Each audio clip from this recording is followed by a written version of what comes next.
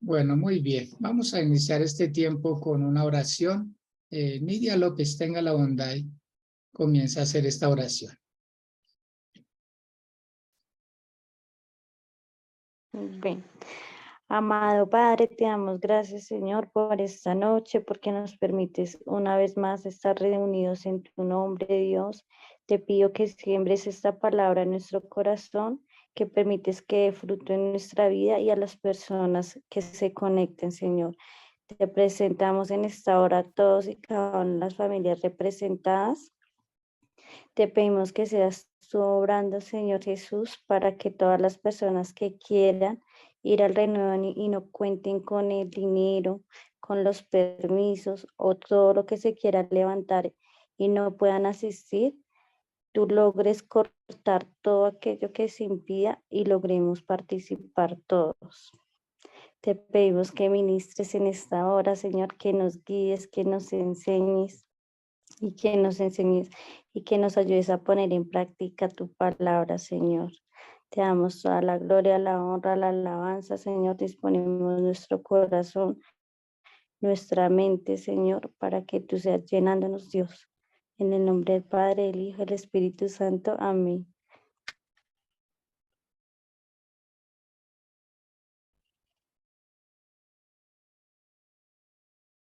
Gracias, mi Nidia. Bueno, bien, mis amados. Quiero que por favor tomen apunte de lo que tiene que ver con esta enseñanza.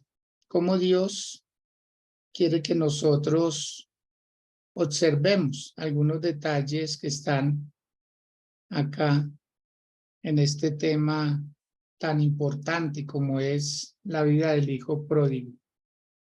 Cómo él empieza como una etapa decadente y una ascendente. ¿Sí? Cómo se desciende y cómo se accede también. Entonces, en primer lugar, pues vamos a observar que este joven, lo primero que le entra en su vida es como la impaciencia.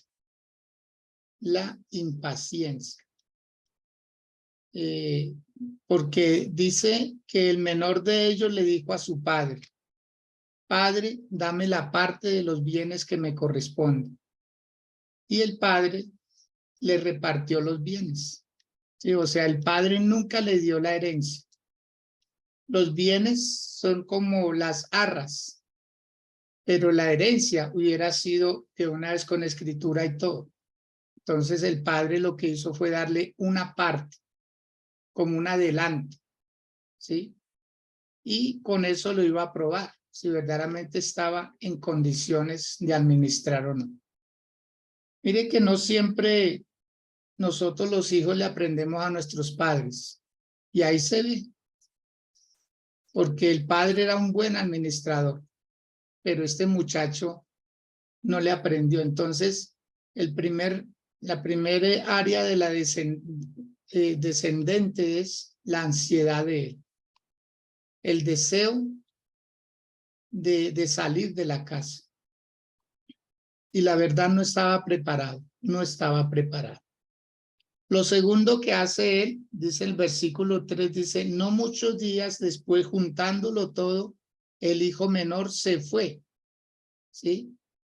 Se fue, o sea, salió de la casa. Esa es la segunda área descendente. ¿Cómo se desciende? Saliendo de la casa.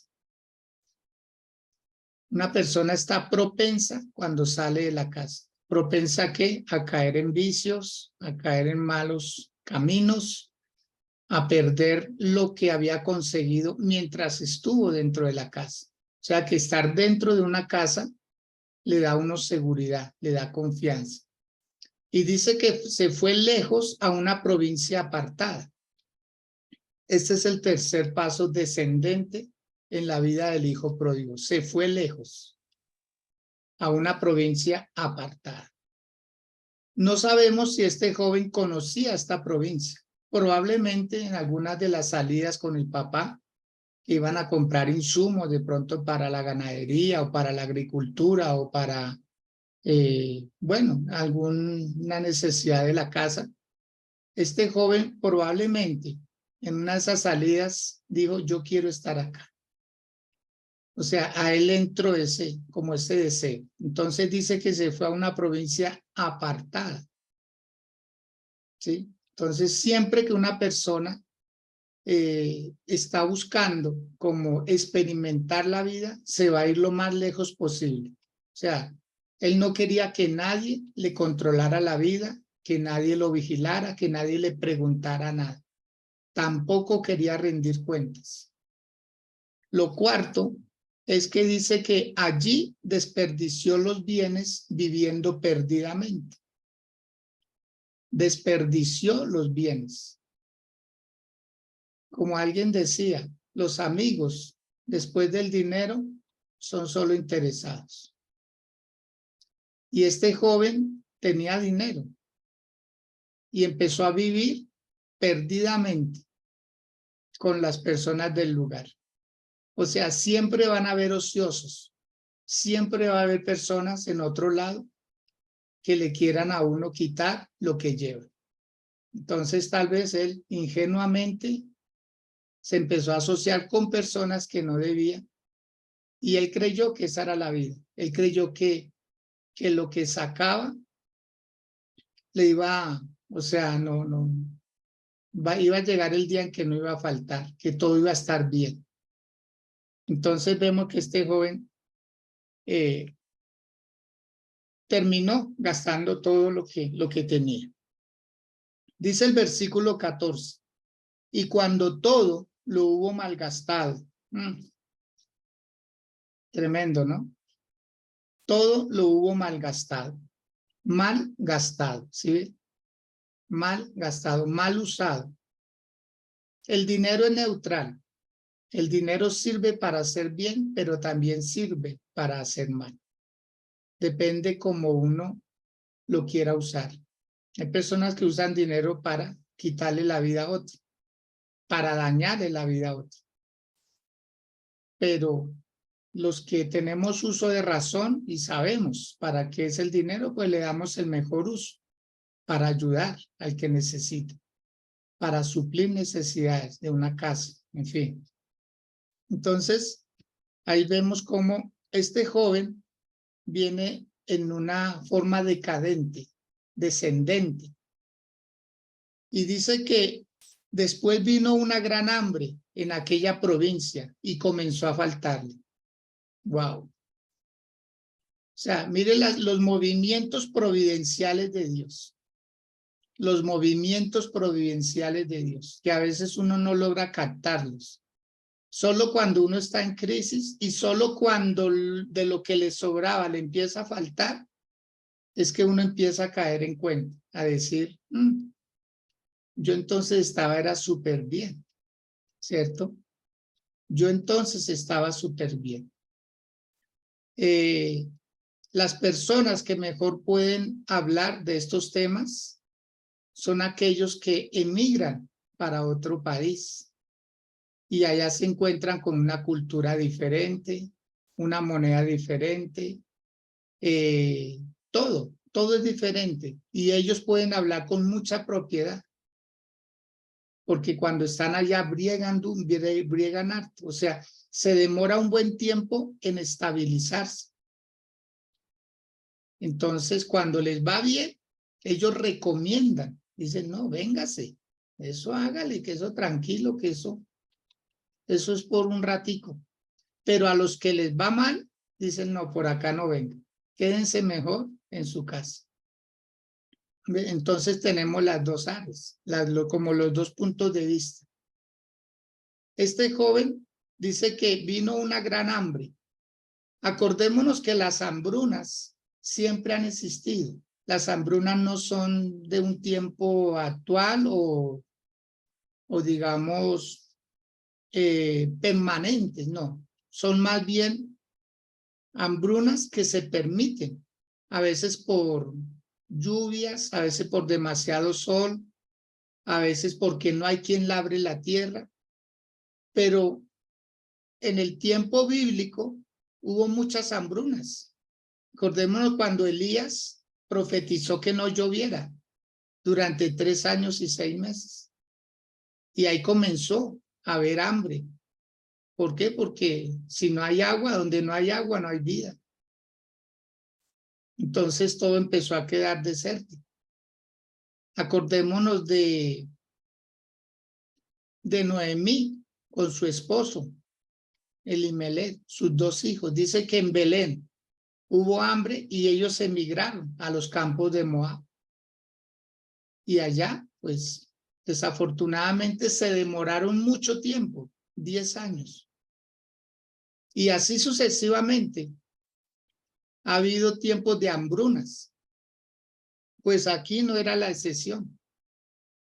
Esta hambruna, dice ahí el versículo número el 14, dice, y vino una gran hambre en aquella provincia y comenzó a faltarle, dado el hambre que hubo en ese sitio. Y yo creo que nosotros en la vida llega un momento en que uno se sentía muy bien, pero cuando empieza a faltar de lo mucho que había, uno lo empieza a echar de menos. No antes. Cuando hubo la pandemia, mucha gente anhelaba salir y no podía. Anhelaban comprar ciertos alimentos y no podían. Anhelaban muchas cosas y no se podía. ¿Por qué? Porque todos estábamos en un confinamiento. Y eso está sucediendo sectorizadamente en algunas partes, por otras razones. O sea, siempre ha habido epidemias, siempre ha habido pandemias también. Ha habido enfermedades diversas y las personas les hacen un acuartelamiento o como una cuarentena, ¿sí? Para tratar de erradicar esos problemas. Entonces, aquí, ¿qué fue lo que hizo que este joven pasara necesidades? Que vino un hambre en la provincia. No fue por culpa de él. Eso hay que tenerlo claro. No fue por culpa de él. O sea, porque por una sola persona no iban a pagar todos. Fue algo que sucedió y preciso él estaba ahí. Lo cogió. Lo cogió.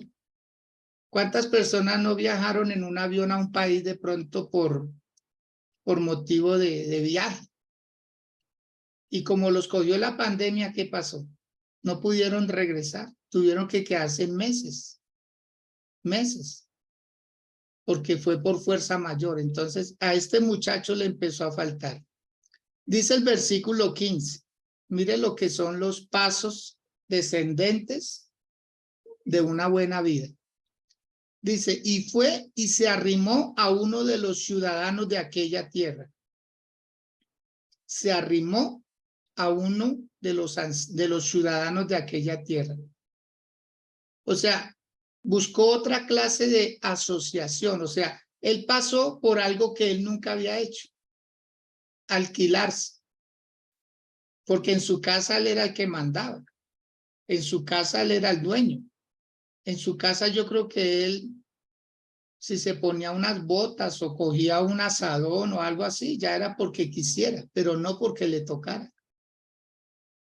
Y aquí lo vemos arrimándosele a un hombre de prestigio, a un dueño de una hacienda. Y dice que ese hombre lo envió a su hacienda para que apacentase cerdos. Y la palabra apacentar es lavar, cuidar, estar pendiente de los cerdos. O sea, él no tenía ni siquiera acceso a la comida de los cerdos. Él solamente los podía echarle una manguera, echarles agua, lavarles la marranera, todo. Oficios como muy domésticos, pero con cerdos. Ahora, por qué hace la palabra de Dios alusión a cerdos? Porque es que este joven, como buen judío, e incluso a ellos se les tenía prohibido acercarse a los cerdos o comer carne de cerdo. Y así es una persona, cualquier persona que se separa del camino del Señor, terminará haciendo lo que tal vez nunca se imaginó hacer. Nunca. Entonces este joven sí ve paso tras paso y él nada que reaccionaba. Nada que reaccionaba. Esta mañana en la predicación yo les compartí a algunos de los hermanos que estuvieron ahí, escucharon el mensaje, decía una frase: el mayor peligro de cualquier persona es cuando cree que no está en peligro. Quiero que lo anoten, por favor. Escriban esa frase. El mayor peligro de cualquier persona es cuando cree que no está en peligro. Es cuando cree que está bien. Yo prefiero asegurarme de estar bien que creer que estoy bien. No sé usted qué piensa. Es mejor uno decir, Dios, ayúdame, a decir, yo puedo hacerlo. ¿Mm? Es mejor uno incluir a Dios dentro de sus proyectos que lanzarse y decir, sí, yo sé que Dios me acompaña. Usted no sabe si Dios esté de acuerdo con eso. Usted no sabe si Dios esté de acuerdo con comprar un carro. Hubo un señor, un hombre cristiano, él en algún momento llegó a pastorear una iglesia y resulta que a él le hicieron un crédito de dinero. Y se emocionó mucho, ¿sí? Se emocionó mucho, se ilusionó con ese dinero. Y entonces recuerdo que él me visitó a mi casa. En ese tiempo vivía en el municipio de Soacha. Y yo estaba allá y él llegó una noche allá y me dijo, hermano Edgar, es que me salió un crédito. ¿Y usted qué piensa? Es que yo quiero poner como una fábrica de helados, de conos, de paletas, todo esto de fríos. Y yo pues le dije, pues la verdad, pues el dinero que tiene sí es una cantidad, pero no suficiente como para poner un... Dijo, es que me voy a asociar con un señor, un muchacho que me propuso. Le dije, pues la verdad yo veo riesgoso. Las sociedades son peligrosas. Las sociedades traen un alto riesgo. Y entonces me dijo, no, pero eso me va a ir bien. Y todo, bueno, su merced dirá, pero pues mi humilde opinión, mi humilde consejo es procure conseguir algo más o colocar su propia heladería solo. Y no, el consejo no entró ni al oído. ¿Han oído el dicho que dice que entró por aquí y salió por aquí? Pues resulta que si hubiera entrado por aquí y hubiera salido por aquí, algo se queda aquí. Pero no, cuando rebotan los consejos y no. Entonces este joven partió el dinero en dos.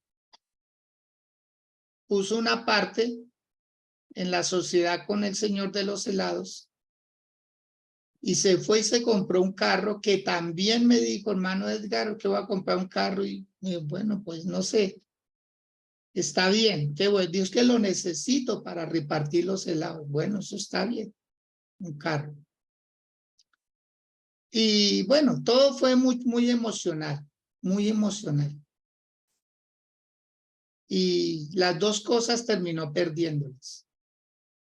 Porque ya cuando el negocio empezó a coger fuercita y compraron algunas otras cosas más, un día llegó él a trabajar, un día llegó él como cualquier día. Llegó y estacionó su carro al frente y cuando entró dentro de la bodega que habían alquilado, solo encontró unas neveras de icopor. El resto todo, el joven que le había propuesto la sociedad, se le llevó todo, los moldes, los refrigeradores, las hieleras, los químicos. Solo le dejó una nevera de icopor que por caras que sean, son a 40,000 pesos. Lo dejó sin nada. Como si fuera poco, un día después que se medio repone de ese asunto, tuvo que frenar de rápido el carro, tuvo que oprimir fuerte el freno. Y en esa fuerza que él hizo,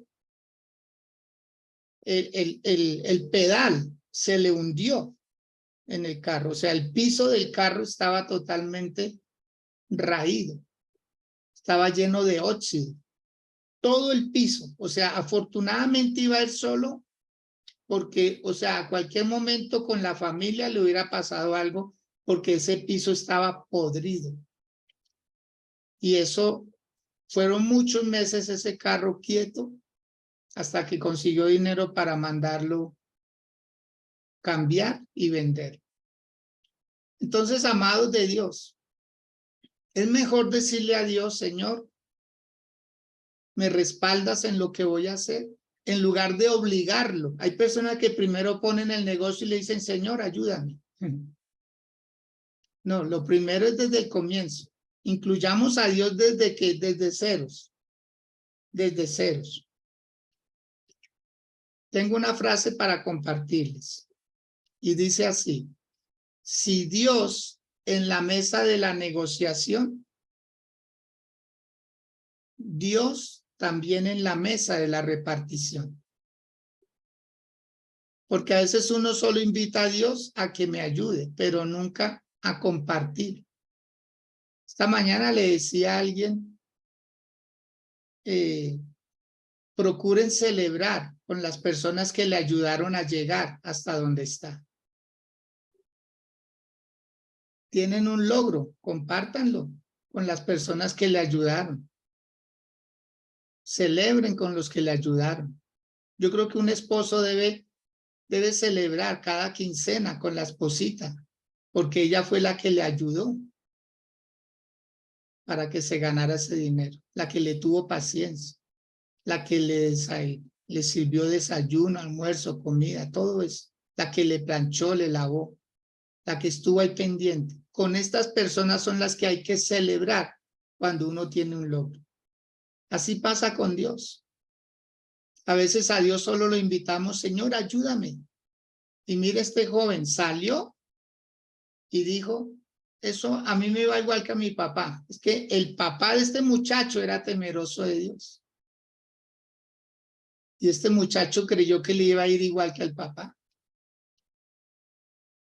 Dice el versículo número 15 terminando, dice que fue a la hacienda a apacentar los cerdos. Un trabajo desagradable. Totalmente.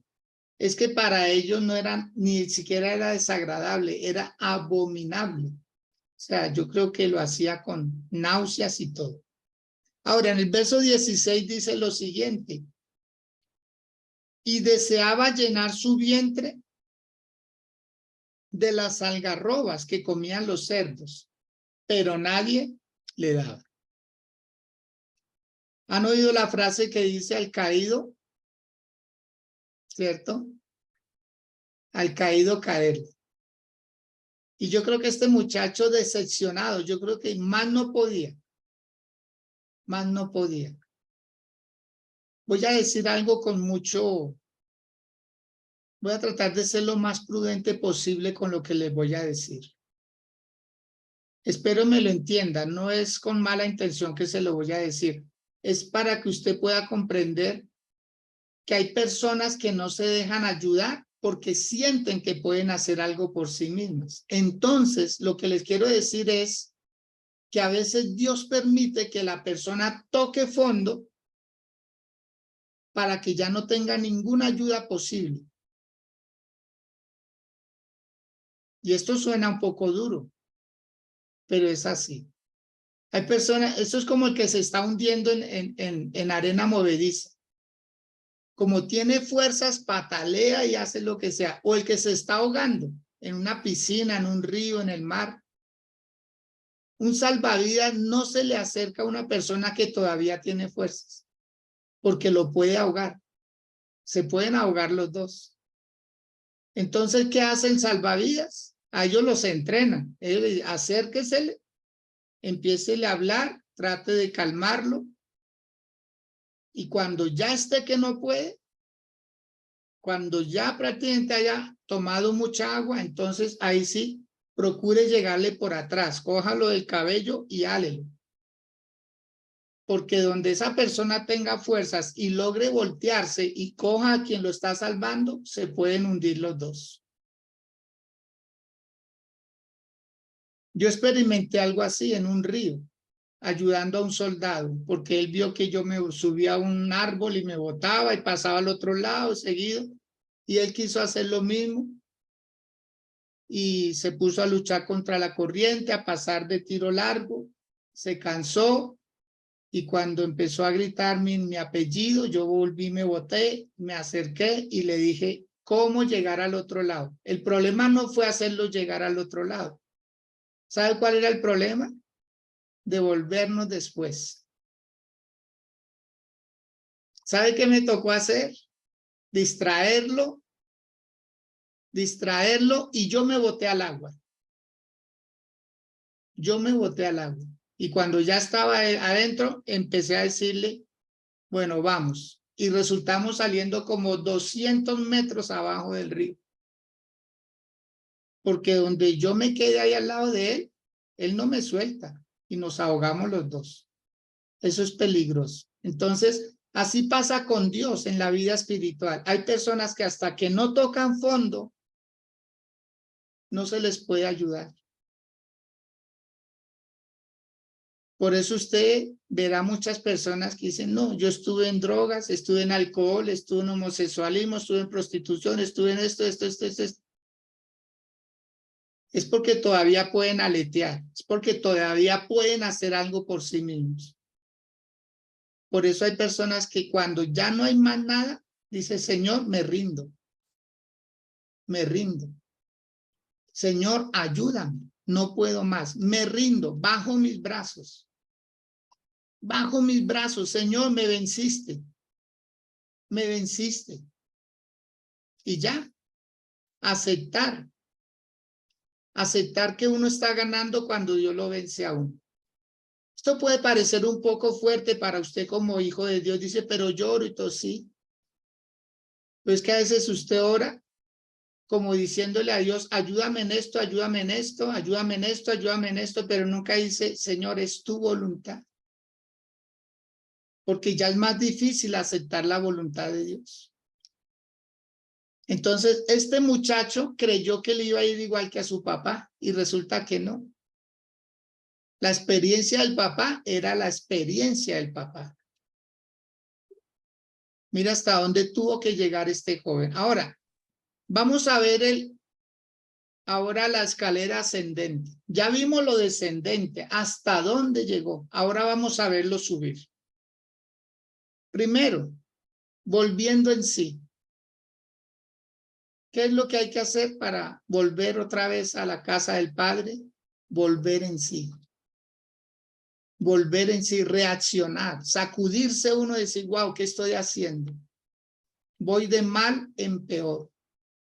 De deuda en deuda, de gota a gota en gota a gota, de banco en banco, de fracaso en fracaso. Yo creo que a la mujer samaritana le pasaba eso. Había tenido 5 maridos y el que tenía en ese momento tampoco era el marido. Porque hay personas, no es que, y miren lo que les voy a decir. Cuando una persona tiene muchos amantes o muchas parejas, no es porque sea un sinvergüenza. No es porque sea una sinvergüenza. No, no, no, no, no. Por favor, tómeme esta palabra. Es porque está buscando el amor verdadero. Y no lo ha logrado encontrar en nadie. No juzguemos a una persona que tuvo una relación, después otra, después otra. Es que esa persona no ha logrado encontrar quien le ame, quien le valore de verdad. Entonces no la juzguemos. Porque a veces nosotros somos, ay, sí, pero es que mire, estuvo con uno y tuvo un hijo y estuvo con otro y tuvo otro hijo y esto, sí. Pero usted ha visto mujeres a veces con 2, con 3 hijos de diferente hombre, pero están con sus hijos. Están con sus hijos. Si fuera una cualquiera, dejaría a sus hijos, pero no los deja. Están con sus hijos. Es porque no ha encontrado ese hombre que la dignifique, que la valore. Entonces, ¿qué hay que hacer para volver al Padre? Volver en sí, reaccionar. Decir, yo no puedo seguir dañando mi vida. ¿Para dónde voy? El licor no es la solución. La droga no es la solución. ¿Sí? El abandonarlo todo no es la solución. Segundo, dice, cuando volvió en sí, él dijo unas palabras dentro de sí. ¿Cuántos jornaleros en casa de quién? Él no dijo de ese señor. Él no dijo del administrador, del dueño. Él dijo, ¿cuántos jornaleros en casa de mi padre tienen abundancia de pan y yo aquí perezco de hambre? Amado, es que el que sufre es el que se va. Hay personas que dicen, ay, pobrecita, en la iglesia se fue mucha gente. No, el que sufre es el que se va. La iglesia no sufre porque la iglesia siempre el Señor la sostiene. Es el que se va de la casa, es el que sale de la casa. Entonces aquí estamos viendo que este muchacho, el hambre lo hizo recapacitar. El hambre. No era cuando estaba tomando licor, no era cuando estaba trabajando, no. Fue el hambre, el vientre, las tripas le crujían y eso lo hizo reaccionar. Y lo primero que hizo fue verse él tan flaco, tan delgado y dijo, en la casa de mi padre, los jornaleros tienen abundancia de pan. Él se acordó de esas alacenas, de esas neveras, él se acordó de esos refrigeradores, cómo partían esos quesos, esos jamones, cómo desprezaban esa gallina, cómo, o sea, todo eso, él se acordó de eso. Yo creo que algunos que hemos de pronto estado en situaciones. Yo recuerdo una ocasión prestando mi servicio militar, duramos 27 días solo comiendo 2 cositas, desayuno, almuerzo y comida. Plátano verde y yuca brava en Miraflores, Guaviare. 27 días, todos los días comiendo eso, no había más. Nos enviaron a una misión con ración que para 5 días y duramos más de como mes y medio allá. Y 27 días solo plátano y yuca brava. Nos tocaba exprimir la yuca, molerla, trillarla así, con dientes, con las cucharas, como pudiéramos. Cuando uno ha pasado por hambre, uno aprende a considerar a la gente que pasa hambre. El que no ha vivido un hambre no sabe qué es eso. Pero Dios nos pasa por proceso para después tener misericordia de los que pasan momentos así. Entonces dice el segundo paso ascendente, versículo 18. Él dijo, me levantaré e iré a mi padre. Me levantaré. O sea, si seguimos donde estamos, no va a pasar nada. Tiene que haber una acción. Pasos ascendentes, accionar la fe. Porque él dijo, en la casa de mi padre muchos jornaleros tienen más. Y luego dijo, me levantaré e iré a mi padre y le diré, Padre, he pecado contra el cielo y contra ti. Anoten, por favor. Cuando el hijo le dijo contra el cielo, se estaba refiriendo contra el Dios de ese papá. ¿Sí ve? O sea, él sabía por qué al papá de él le iba bien.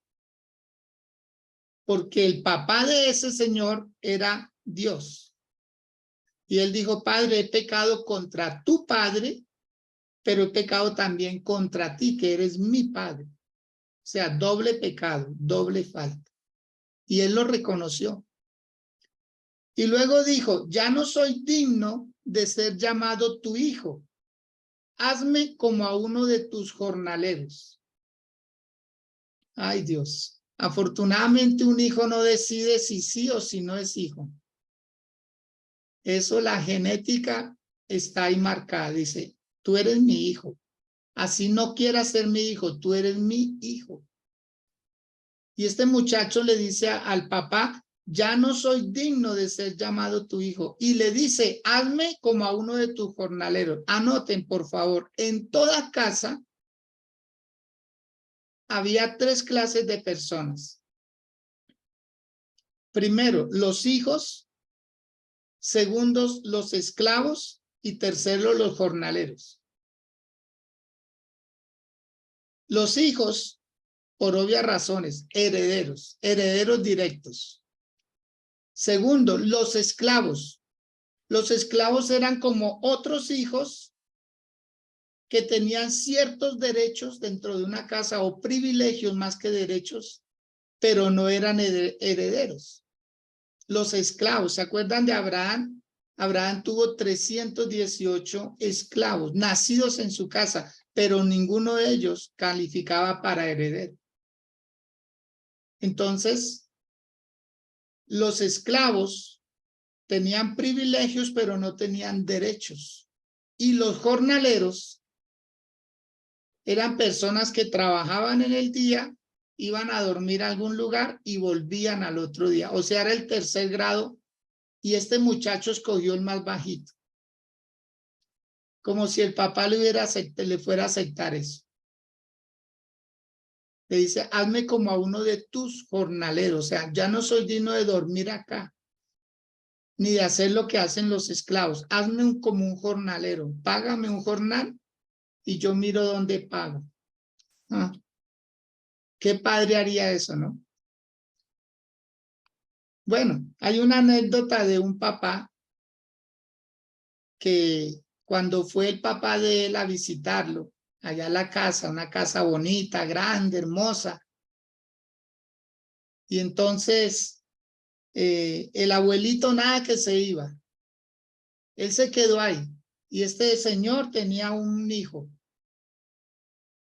y el abuelito nada que se iba para su casa, le decía, papá, pues ya está tarde, y yo, no, mijo, es que me quiero quedar aquí en su casa, ¿puedo? Pero empezó a hacer pucheros. Sin embargo, coge una cobija a este muchacho y la parte en 2. Le echa tijera y la parte en 2. Y se lleva al papá al parqueadero, al garaje.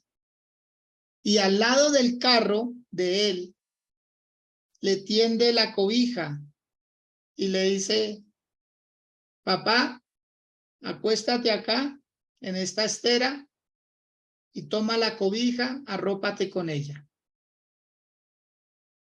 ¿Y cuál sería la sorpresa cuando detrás de ellos dos, del abuelito y del papá, venía el niño? Venía el niño con la otra mitad de la cobija. Y el papá del niño le dice, ¿y eso para qué trae esa cobija? Le digo, es que la voy a guardar para cuando tú vayas a visitarme a mi casa, para que tú te arropes con esta cobija.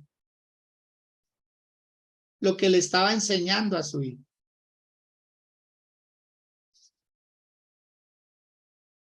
Porque a veces nosotros pensamos que un padre va a tratar a un hijo como cualquier cosa, ¿no?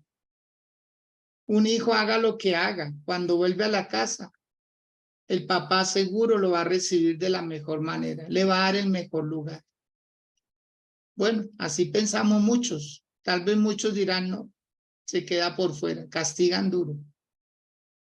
Lo cierto es que dice el versículo número 20, y levantándose, vino a su padre y cuando aún estaba lejos, dice que su padre lo vio. O sea, todos los días el papá albergaba la esperanza de ver a su hijo. Como cuando las mamás que están en la ventana esperando a su hijo y son las 2 de la mañana y ven a alguien que asoma allá y se acerca y, ay, no, no es mi hijo.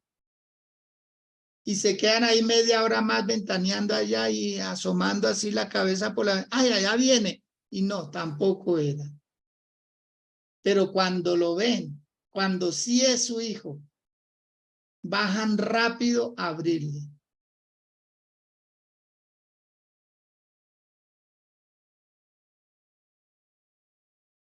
Porque los padres que aman a sus hijos siempre los esperan. Eso no es de que usted verá, aquí se le echa llave a la puerta, 10 de la noche, nadie entra.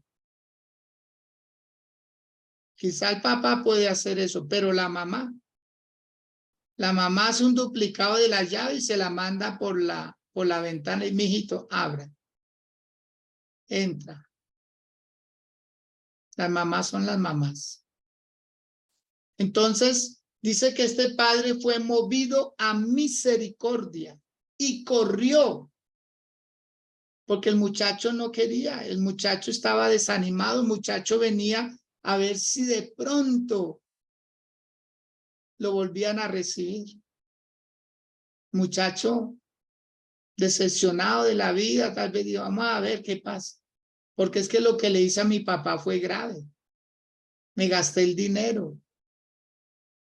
No hice nada con mi vida. Y mire cómo vuelvo.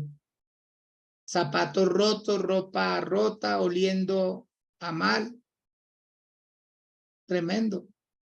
Pero dice que el papá fue movido a misericordia y corrió y se echó sobre su cuello y le besó. Le besó. Para confirmarle su amor. Para que un padre besara a un hijo era porque lo volvía a restituir. Le decía, hijo, borrón y cuenta nueva. Tranquilo, mi amor, tranquilo, papá. Aprendiste una lección. No la vas a volver a repetir. Y dice el verso 21, y el hijo le dijo, mire lo bonito que es uno tener firmeza en las palabras y en las decisiones. Tal como él lo había pensado, se lo dijo al papá. Verso 21 le dice, Padre, he pecado contra el cielo y contra ti. Ya no soy digno de ser llamado tu hijo. Pero con el beso que le acababa de dar el papá, con el abrazo que le acababa de dar el papá, con la actitud de correr a buscarlo, suficiente para que el hijo hubiera olvidado decirle lo que le iba a decir. Él hubiera dicho dentro de sí, ah, no, mi papá me pasó esta por alto. Pero no, el muchacho dijo, aquí hay que pedir perdón. No sé cuántos puedan levantar su mano y digan, wow, como que yo tengo que también pedir perdón. Yo creí que porque me atendían bien ya me han perdonado. No, no, no. Eso es otra cosa. Ese es el amor de esa persona para con uno. Pero de parte de uno, uno tiene que decir, perdónenme, me equivoqué. Me equivoqué. Lo que hice fue grave. Lo que hice fue grave. Gracias por recibirme. El versículo 22. Pero el padre dijo a sus siervos, sacad el mejor vestido y vestidle, y pone un anillo en su mano y calzado en sus pies, y trae el becerro gordo. Oh, mire todos los preparativos que habían para el que se había ido. ¿Tenía fe el papá en que iba a volver? ¿Tenía fe el papá en que iba a volver su hijo? Como usted tiene fe que va a volver a ver a ese familiar, como usted tiene fe. Yo sé que usted tiene fe y la gloria de Dios se va a manifestar de una manera extraordinaria. Usted va a ver a sus hijos en su juicio cabal. Usted va a ver a sus hijos y se va a gozar. Yo quiero declarar sobre todos ustedes que el Salmo 128 se va a cumplir en sus vidas y el Salmo 128 dice, bienaventurado el hombre que teme a Jehová, que se deleita en sus mandamientos. Cuando comiere el fruto de sus manos, va a ser de bendición. Su esposa será como fruto, como rama de olivo, de la vid, y los hijos como olivos. El hombre se gozará y ustedes se van a gozar, se van a deleitar, viendo a sus otras generaciones, diciendo, ha valido la pena. Ha valido la pena el esfuerzo, ha valido la pena el sacrificio, ha valido la pena estudiar, ha valido la pena prepararme, ha valido la pena no dejarme llevar de terceras personas. Porque después de Dios, lo más seguro que tenemos en la vida es la familia. No más. Después de Dios, la familia. Nada de los amigos, nada de los hobbies, nada de otras cosas. Después de Dios, su familia, su trabajo, la iglesia. Cosas que son prioritarias en la vida de cualquier persona. Dice que le mandó a hacer fiesta. Dice que mandó a sacrificar el becerro gordo. Porque él dijo, mi hijo muerto era y ha revivido. Se había perdido y es hallado. Y comenzaron a hacer la fiesta. Amados de Dios, viene una celebración. Hay una celebración que está por darse. La mejor fiesta usted no la ha celebrado porque todavía no ha habido el motivo mayor. Y Dios le va a llenar su corazón de alegría. Quiero que por favor cierren sus ojos por un momento, inclinen su rostro si pueden hacerlo ahí donde están. Y le digan, Señor, es tiempo de recuperar lo perdido. Y todo lo que usted presente delante de Dios y lo tenga pactado con oraciones, con ofrendas, con votos, con primicias, nada de lo que usted haya puesto delante de Dios con fe se va a perder. Nada. Hubo 2 casos antes de este. Una oveja perdida que tocó ir a buscarla. Hubo una moneda perdida que tocó buscarla. Tocó pedir ayuda. Pero al hijo no lo buscaron. Porque en él se había sembrado vida. En él se había sembrado testimonio. En él se había sembrado ejemplo.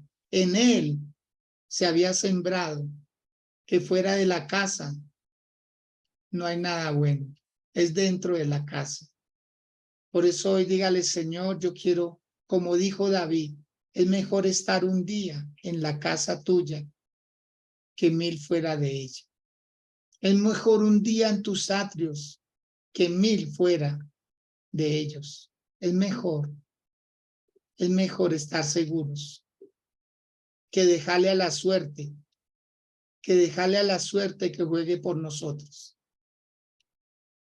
Decirle, Dios, gracias. Gracias, Señor, porque lo que tú has hecho tiene propósito de vida eterna.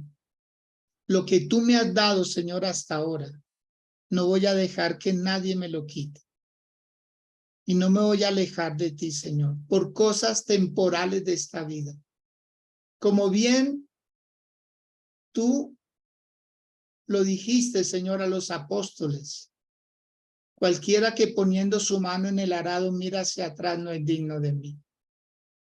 Pero si alguno se hubiese apartado del camino del Señor, el Señor Jesús dijo a través del apóstol Juan, hijito, si alguno hubiere pecado, abogado tenemos para con el Padre, a Jesucristo el justo, el cual tendrá misericordia y volverá nuevamente a escribir sus nombres en el libro de la vida y volverán a sentir el regocijo de Dios.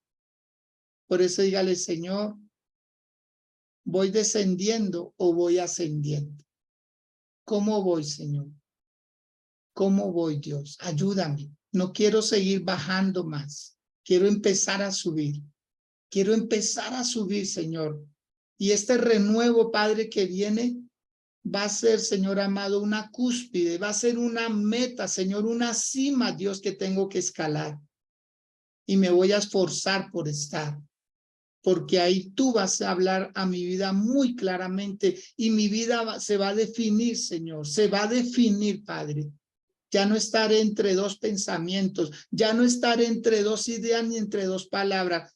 En ese renuevo, Señor, volveré transformado, volveré tan cambiado, Señor, que mi vida se va a partir en dos, en mi antes y en mi después. Y te doy gracias, Señor, por todo lo que estás haciendo y por la paciencia y por los recursos y el tiempo que me apareja, aún mi familia, Señor, que está de acuerdo y que no hay impedimento de ninguna naturaleza, y ahí vamos a estar. En el nombre de Jesús. Amén y amén. Bien, amados del Señor, pues bendecirles sus vidas. Miren con más detalle esta enseñanza, cómo fue que se descendió, pero también cómo fue que se ascendió. Siempre tenemos dos opciones. Que Dios nos bendiga a todos, que Dios nos guarde, y la invitación sigue en pie, mis amados, para estar en el renuevo de los días 29 y 30 de septiembre y 1 de octubre. ¿Sí? Quedan, creo que 18 cupos nomás de los 60 posibles. Así es que cada día se reduce más esa oportunidad. No la deje pasar, no espere a última hora, porque la finca es muy hermosa, muy bonita, pero los cupos son limitados por motivo del alojamiento, Es muy grande esa finca, pero el alojamiento sí son limitados. Entonces, ahí queda la invitación. Dios los bendiga, Dios los guarde. Si alguno desea colocar una ofrenda al ministerio, hágalo. Nos bendice. Ahorita que estamos en días de cumplir compromisos de allá, del arriendo de este lugar. Yo se lo agradecería. Dios los bendiga. Que tengan una feliz noche. Que estén muy bien.